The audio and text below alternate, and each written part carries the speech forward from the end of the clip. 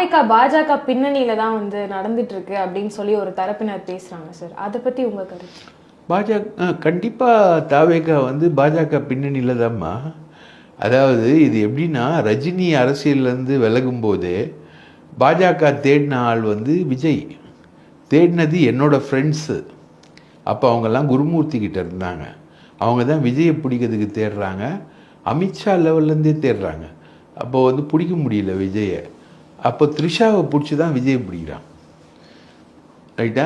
த்ரிஷாவை பிடிக்கிறாங்க. அந்த வெங்கட்ராமன் அவங்க ஒரு ஆடிட்டர் இருக்கார், இப்போ கட்சிக்கு பொருளாளர். அவர் பக்கா ஆர்எஸ்எஸ்கார். ரைட்டா? ஆதவ் அர்ஜுன் ரெட்டின்னு சொல்லிட்டு அவர் கூடவே இருக்கிற ஆள் வந்து அவர் கம்ப்ளீட்டாக பாஜக ப்ராடக்ட். ஏன்னா அவர் மேலே வந்து அமலாக்கத்துறை கேஸு, அவர் மேலே அவங்க மாமனார் மேலாம் இருக்குது. அது இல்லாமல் இவருக்கு மென்டாராக இருக்கிறவர் ரங்கசாமின்னு பாண்டிச்சேரி சீஃப் மினிஸ்டர், அவர் பாஜக கிட்ட இருக்கவர்.